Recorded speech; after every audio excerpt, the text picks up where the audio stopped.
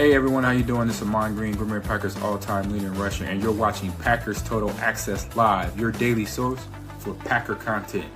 Go Pack, go!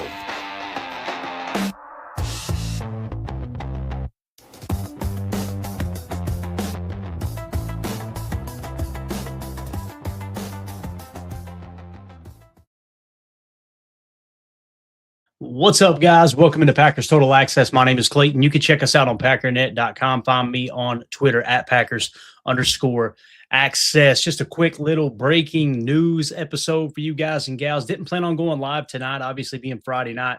Wife and I celebrating 25-year anniversary, so kind of big deal there, obviously. Not being married 25 years, but we've been together 25 years. But nonetheless, I just want to jump in here and break this news. Dontayvion Wicks, you guys have probably already seen it.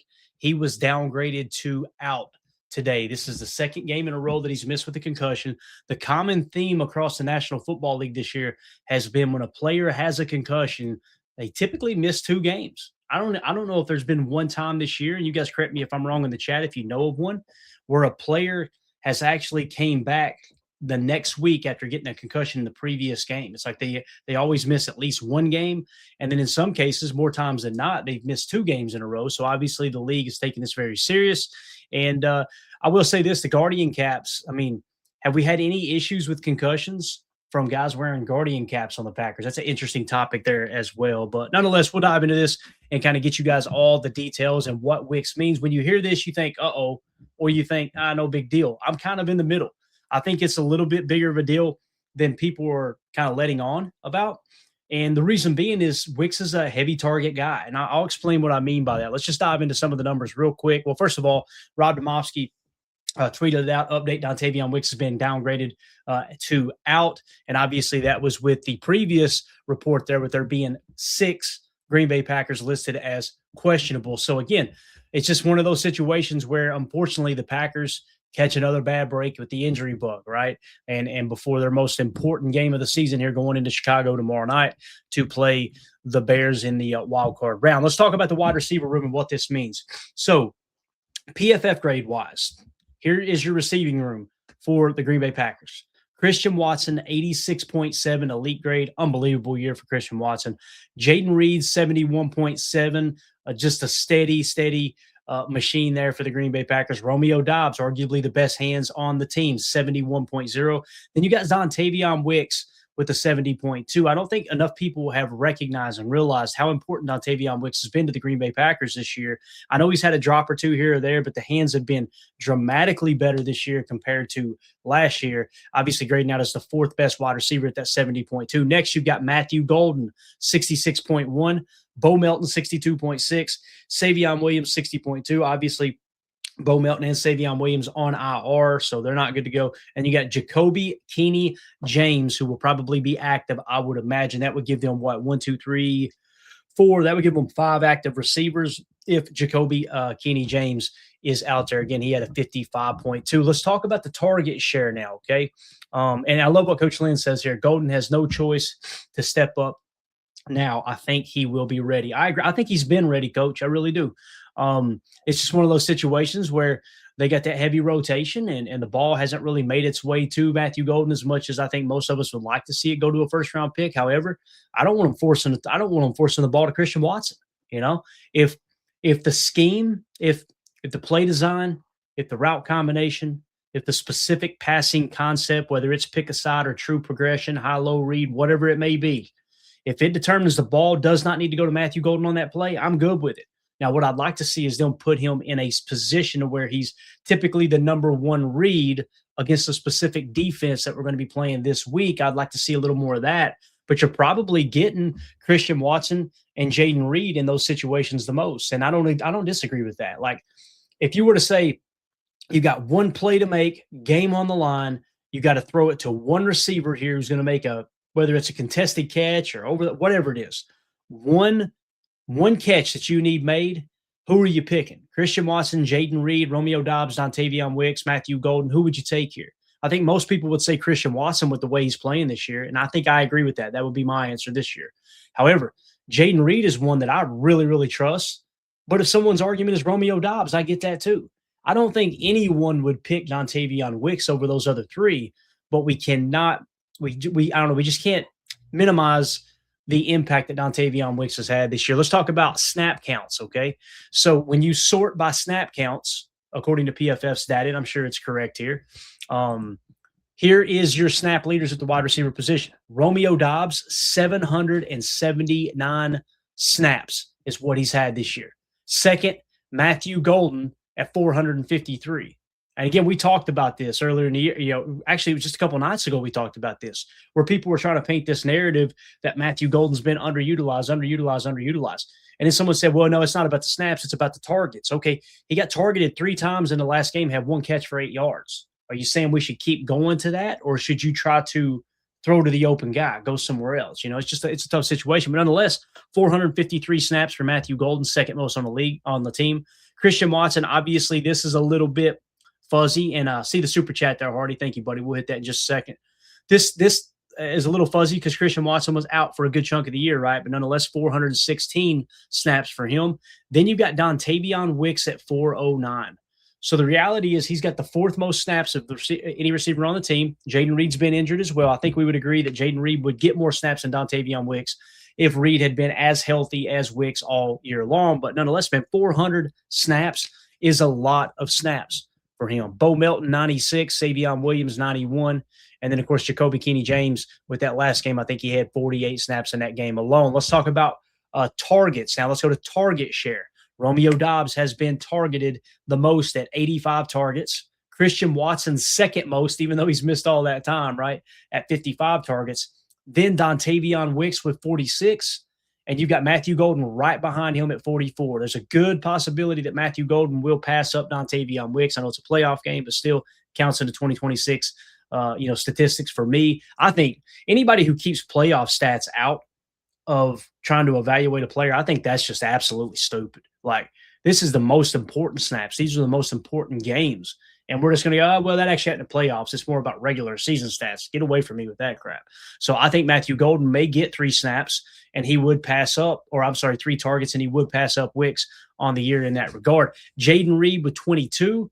Then you had Savion at 10, Malik Heath at 7, and Jacoby Keeney-James at 2 targets there as well. Now, let's talk about yardage. Who has produced? Romeo Doubs, 724 receiving yards on the season. Second is Christian Watson at 611. Third is actually Matthew Golden with 361. And then Dontavion Wicks with 332. Jayden Reed at 207. Then Malik Heath, 86. Savion Williams, 78. Jacoby Keeney-James with 15 receiving yards there on the year. So, again, when you look at that and you look at the share of targets, Romeo Doubs has 30 more targets than Christian Watson and only 113 more receiving yards, right? And then you've got Matthew Golden, who has 2 less targets than Dontavion Wicks, but he has, 29 more receiving yards than him. So, again, when you take everything into consideration here, Matthew Golden, I think, is on track. He really is. I mean, you're talking about 29 catches on 44 targets, pretty solid numbers there, right? The person that the ball has kind of been forced to the most is really Romeo Doubs. So, again, we're going to miss Dontavion Wicks. It's not a huge year, but 332 yards receiving. Again, 46 targets, 3 catches. Pretty solid year there for him when he was healthy, in my opinion, in terms of, the catch-to-target ratio. Now, let's talk receiving touchdowns. Christian Watson, number 1 with 6. Romeo Doubs with 6. And then you've got Dontavion Wicks with 2, Jayden Reed with 2, Savion Williams with 1, and then, of course, Matthew Golden still doesn't have his first receiving touchdown yet. So Dontavion Wicks is 3rd amongst all receivers on the Packers roster in touchdown catches this year. Christian Watson and Romeo Doubs tied there with 6 apiece. Now, moving on to wide receiver yards per reception, all right? How effective are they when they catch the football? How many yards are you actually gaining? I wish I had yards per target. I didn't take the time to pull it. I think that's a more really yards per route ran is more important stat for me. Like when they're on the field, how effective are they? Are they forcing the quarterback to throw on the ball because they're getting open, so on and so forth? Sometimes it's a little bit more indicative of whether the coach is trying to line that specific receiver up as the primary target as well, no matter what the true progression is. But yards per reception, Christian Watson 17.5, Malik Heath 14.3, still up there toward the top, obviously no longer on the team. Romeo Doubs 13.2. You know, we talk about Romeo kind of playing in the phone booth, right? Playing that boundary X position and kind of winning on slants, winning on digs, hitches, comebacks, curls, right? Possession type routes. He's actually third on the team with 13.2 yards per reception. Next, you've got Matthew Golden with 12.4. Then you have Dontavion Wicks at 11.1, Jayden Reed at 10.9. Obviously, Jayden Reed playing predominantly the F receiving spot, so he's going to be that slot receiver. We haven't seen a lot of climb routes this year. Y'all notice that? It was real heavy last year. Look for that tomorrow. See if we get a couple crossers. You know, like the midline, mid to deep crosser is what I refer to as a climb route, right? You're climbing through, finding the open spot as we're, really what I call is a climb is not so much of a more rigid route. Like you've got to stay on point in this at this exact spot while you're running the route. A crosser is more of that, right? So, you know, a climb can almost turn into like it could start as a post and then turn into a crosser, or it could start off as a crosser and then you can kind of skinny it off and take it into more of a post on the opposite hash. I call that a climb, right? Crosser's a middle route. And then, of course, you've got what we call shallows or drags, which are kind of the shallow cross is in between the drag route and the crosser route, if that makes sense. But nonetheless, look for that tomorrow. See if the Packers hit on a couple crossing routes. I'd love to see that implemented tomorrow because it was a big part, a big staple of the Packers offense last year. Just seems like, again, maybe I'm misremembering. It just seems like you haven't seen a lot of that this year. So, again, Matthew Golden, fourth on the team in yards per reception. That is above Dontavion Wicks. So, in that regard, he's got the fifth most yards per reception on the team, now fourth with Malik Heath no longer being on the team. So, that's kind of how the receiving room shakes out. Again, the big news tonight was Dontavion Wicks is officially listed as out with the concussion. How bad are we going to miss him, right? How is that going to affect this team? It's going to be a huge factor, I believe.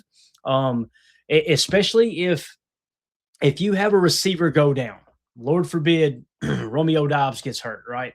Or let's say, Christian Watson goes out of the game for a quarter or something while they evaluate him for something, right? If that happens, now you're, instead of having Dontavion Wicks coming in at 11 personnel, one running back, one tight end, equaling 3 wide receiver sets, what you're going to have on the team is Jayden. Let's say that Christian Watson is the one who goes down, right? Then you would have Jayden Reed, Romeo Doubs, and Matthew Golden on the field. Okay. There is no Dontavion Wicks spelling there. So if you do lose another receiver in this game, and you guys know this stuff happens, right? It's especially hard hitting playoff games. If you lose a receiver during the game and now all of a sudden one of these guys need a breather, who are you going with? Boys, it's going to be Bo Melton again. I have a feeling they would rather have Bo Melton out there than Jacoby Keeney-James. That's just my personal opinion. Maybe I'm wrong. Or do they press into 12 personnel and let Luke Musgrave run one of those routes? I'd be okay with that. But the point is, without Dontavion Wicks, you're one injury away from being really thin at the wide receiver position if you want to attack in 11 personnel. If you're attacking in 12, whole different ballgame, right? So, again, that's just something to kind of keep in mind there. Yeah, you're right. Packer Doug just pointed out, Bo's out. Man, life comes at you fast, don't it? I literally just got through saying that, didn't I? He's on IR. So it's going to have to be Jacoby Keeney-James, right? I mean, who else would it be? Maybe Musgrave. You guys see what I'm saying? It's like, man, this Dontavion Wicks injury and him being out in this game, it could play a huge factor in what Matt LaFleur can call on down the stretch there, you know? And I love what Mike says here, run the damn ball. Amen, right? They've got a bad run, but you got to stick with the run, though. I'd like to see some more outside stretch plays. I feel like we can do that, and we need to get back to that a little bit. You've seen some of the explosive runs that Josh Jacobs has had were inside design, and he bounced out, right? You remember the play where he broke 4 tackles on one play against the Bears in the first matchup earlier this year. That was an inside design run. But, man, outside, he's just as dangerous. So why not try to stretch him horizontally, and let's run some boot action off of that as well. So again, yeah, it's going to be wild to see how this all shakes out. Matt LaFleur's got his work cut out for him tomorrow.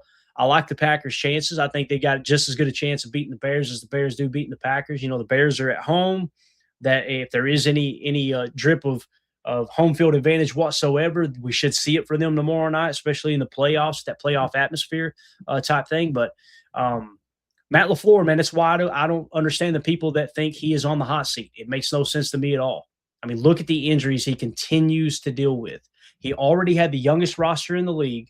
You've lost the most important pieces on defense, being Micah Parsons, your superstar edge defender, and Devontae Wyatt, your tier 1 position of importance, 3-tech, right, pass rusher. Those guys are gone. They're out, right? Nate Hobbs, your free agent pickup, he's out. Aaron Banks has definitely underperformed, right? And then you look at the injuries across the board and how the quarterbacks have been banged up. It's just, again, man, I tip my cap to Matt LaFleur for what he's been able to do, making the playoffs again. And this is Jordan Love's 4th year in the playoffs. Jordan Love-led teams have never missed the playoffs. Think about that. That's a pretty cool stat there as well. Again, I would love to see Matt LaFleur. I would like to see them give him a little more say. I think is what I'm trying to say here. And I imagine he would rather have more veterans than less. We need another veteran or two on this roster, guys. That's something we said last offseason. And they went out and they added Nate Hobbs and they added Aaron Banks. Both of them didn't pan out. One couldn't stay healthy. And, of course, the other one has been underwhelming. So it seemingly looks like you swung and missed on that one. But that don't mean you stop, right? So maybe try to look at bringing another veteran or two for sure. Packer Doug said, Adam Schefter said Green Bay wants Matt LaFleur back. It's down $2, which depends on how far this team gets in the playoff.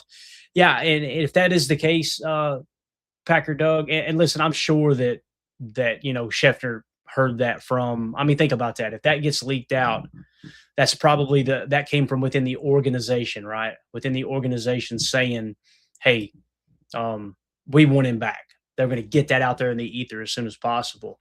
I'm of the opinion if that's your head coach, money shouldn't matter. I'm not saying he won't try to break the bank completely, and you shouldn't go out there and throw stupid money at him.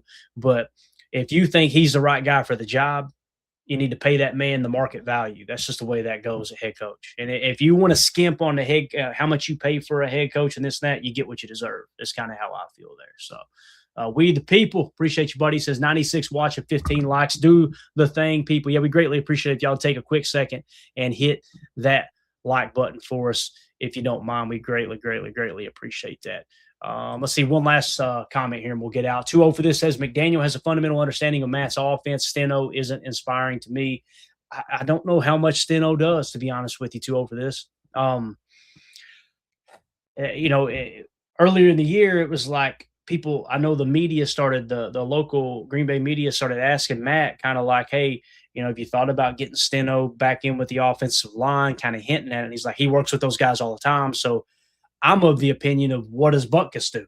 If Steno is truly working with the offensive line like they're saying he is, and the offensive line's taking a step back, your offensive line coach, what the hell is he doing? So I would love, and I talked about this earlier today, we'll wrap up with this. I would love personally to see them hire Mike McDaniel as the offensive coordinator for Green Bay. He can get that running game back on track and let Steno work primarily with the offensive line. I don't care about the titles. If you want to go co-offensive coordinator, make Mike McDaniel the assistant head coach, whatever you got to do to get around the rules to make it happen.